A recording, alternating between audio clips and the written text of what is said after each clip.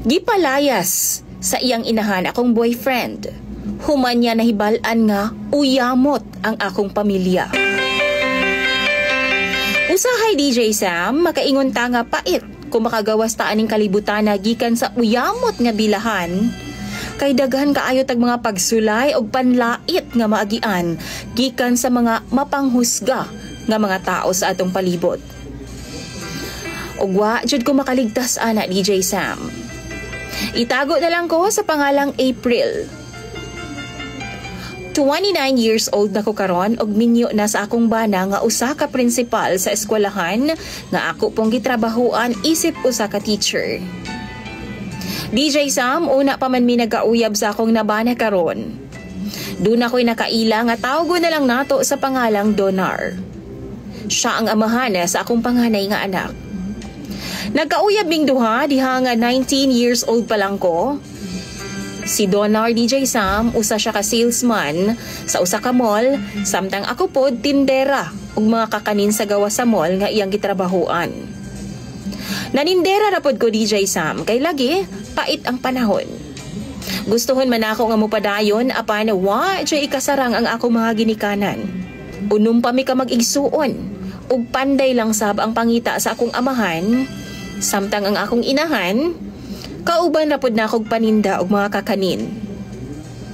Dito pod na ako nakaila si Donar DJ Sam. Dili mang hilabot si mama sa among relasyon, maong libre mi ni Donar unsa ang among gusto nga buhaton. DJ Sam, naanay nahitabo namo ni Donar dayon. Kulbaan kay ko atong tungura. Kay honestly, dili pa jud ko ready.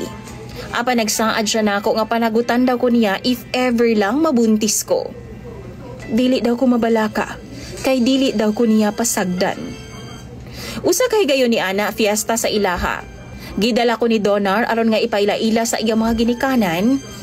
Apan ginawong jud ko sa iyang inahan og prangka DJ Sam. Dili daw ko niya gusto.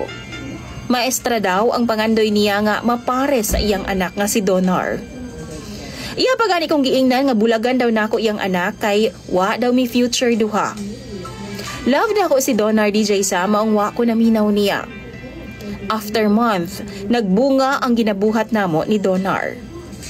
Kulba kaayo ko. Wa ko masayod kung unsa nga akong buhaton. Maong nakipagkita dayon ko ni Donar o gisulti sa iya ang akong sitwasyon. Wa siya lang gibuhat kundi nangalot sa iyang ulo DJ Sam ug sumala pa niya bahala na daw.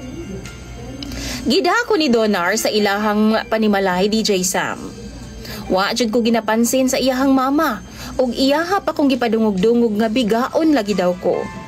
Malay ba daw nila kung sa ilahang anak ang akong gisabak? Dagan kong nadungog ang mga dili maayong istorya gikan sa iyahang ginikanan ni DJ Sam o gani ginapakaulawan pa ko niya sa iyang mga kumaring maritesab. Usa ka bulan, wa gid ko makaantos ug mipauli jud ko sa amua. O gitekstan na lang nako si Donar. Apan wa jud siya misunod sa among bahay DJ Sam. Pagkaugma, nagpaabot ko sa iya sa gawa sa mall, diin nakapwesto mi ni mama. Apan wa gyud siya mipakita nako.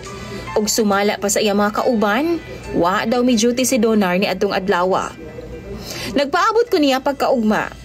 Pagkasunod ugma, hangtod nga naabta na lang og semana DJ Sam.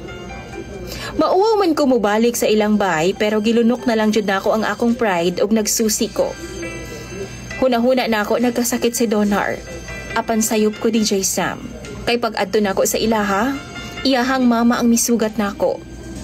Og dili na daw ko mangita sa iyahang anak kay nilakaw na daw kay aron makalikay nako.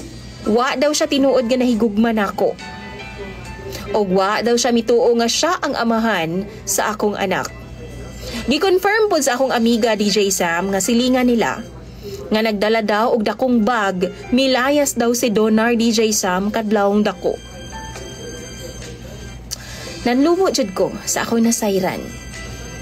Wa jud ko magdahom nga kaya ni Donar buhaton sa ako. Masabtan ako ang iyang inahan kay salbahis man jud to siya, sugod pa lang sa among relasyon ni Donar. Apan si Donar, nagtuo ko nga iya akong protektahan og ang among anak hangtod katapusan. Nag-ul kayo kus nahitabo na ako DJ Sam, apan maayo na lang kay naa sa akong kiliran ang akong pamilya. Nanganak ko nga wa si Donar nagparamdam nako.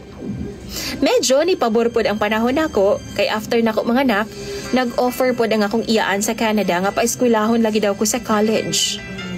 Wa siya masayod nga nanganak ko DJ Sam, ug gipilit na lang namo sa akong pamilya nga itago na lang pod ang tinuod. Total maayo man ang among tumong. Nagsaad na lang gid ko sa akong kaugalingon nga magtarong gid ko sa akong pagtuon. Tuod man naka-eskwela jud ko DJ Sam. O gipili jud nako ang education nga kurso. Kay nahagit ko pag-ayo sa akong ex ug sa iyang pamilya. Wa pod na pulaan og support ang akong iyaan samtang ako padayon nga mitabang sa panginapuy-an sa akong pamilya sa daplin sa kalsada. Pila ra may pagpanlabay sa panahon DJ Sam, nakagraduate nako sa kurso. Nanarbaho ko dayon sa private school while nagpaabot sa resulta sa LET. Diha nga nagkapasar na ko DJ Sam, naghinahinay na kog apply sa DepEd. Dili lalim, apan na-hire rajud ko kadugayan. Og sa eskwelahan nga akong gitudluan, dito pod na ako nakaila ang akong bana nga si Jake, ang prinsipal namo. Siya ang nangamahana sa akong anak DJ Sam, og nagmalipayon kaayo mi kauban siya. Wa madugay DJ Sam, nagkaanak pod ming duha. Apan karon nga okay na ang among kahimtang. Kalit lang milutaw ang ex nako nga si Donar. Nihangyo siya nako DJ Sam nga makauban daw ang iyang anak. Gusto po daw sa iyang inahan nga maila-ila ang iyahang apo nga karon 9 anyos na. Wa kuyapi. Sa akong kapungot, nakasulti gid kog dili maayo nga pulong ngadto sa ilaha DJ Sam. Dili na ko gusto nga makita ilang dagway. Wa na ko gitago sa akong anak ang tinuod niyang pagkatao. Pero sa tinuod lang, wa pa man pud noon siya nangita sa iyang amahan. Mao nang mangayo ko sa inyong advice sa imong mga followers DJ Sam. Unsa may angay na kong buhaton? Tambagi ko ninyo sa comment section kay ako nang basahon. Imong follower DJ Sam, April.